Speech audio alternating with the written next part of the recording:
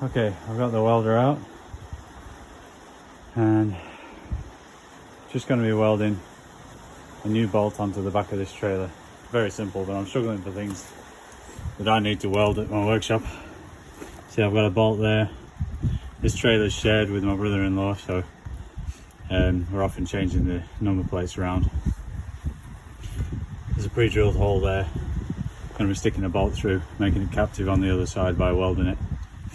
And then I'm going to record the process and see how the welder works. Here we go.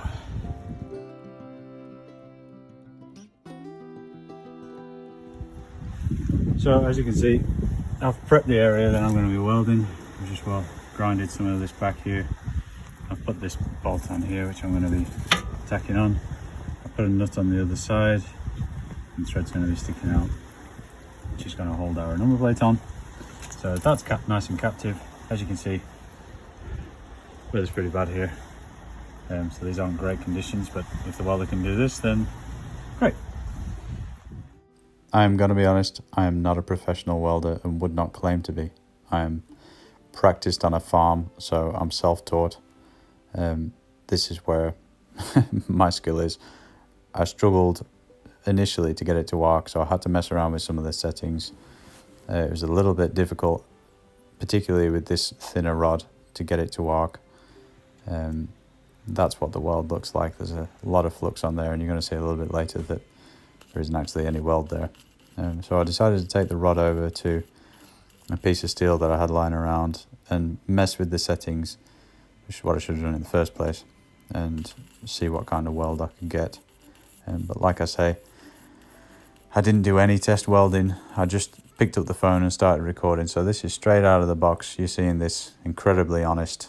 That's the state of the weld after it had been cleaned up. So not very pretty, but there it is. Well, I really didn't like how the 1.6mm rod welded, so I picked up the 2.5, ramped the current up, and it was so much better.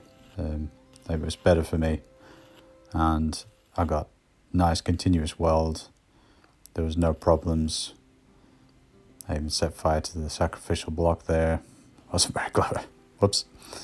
Yeah, for me the 2.5 was much better. Even managed to plug a little hole that was in the steel, so I had quite a lot of control. Just give it a quick clean up and then I can show you what the weld looked like. It doesn't look so bad. It's not pretty, but it welded. That tiny little thing welded. Insane. Remember I said that it looked like there was a lot of flux on there? There was. Unfortunately, no weld underneath it. So I'm going to have another go at this with the 2.5mm rod, and we'll see how that turns out.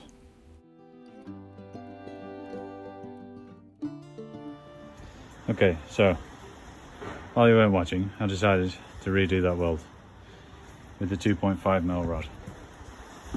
And we're going to take the hammer back over to it now and have another look. This is it with the flux on. And bang, bang, bang, bang, bang, and there's weld underneath. Yay! It worked that time. Obviously, for me, I didn't mess around with the settings too much when I got it out of the box, but ramping it up to 110 amps with the 2.5mm rod, it worked.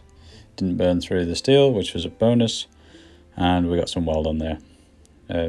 Like I say, very honest review. Literally just pulled it out of the box and I'm playing with it, and you're watching me play with it.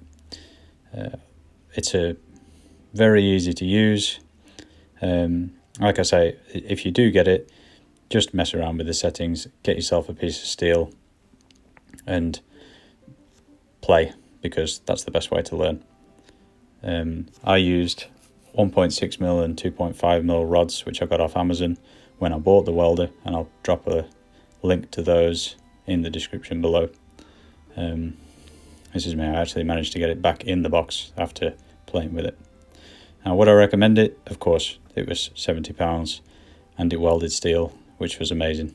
I may do a follow-up video after I've played with it a little bit more, and I'll show you how that goes. But for now, thanks for watching, and I hope this helps.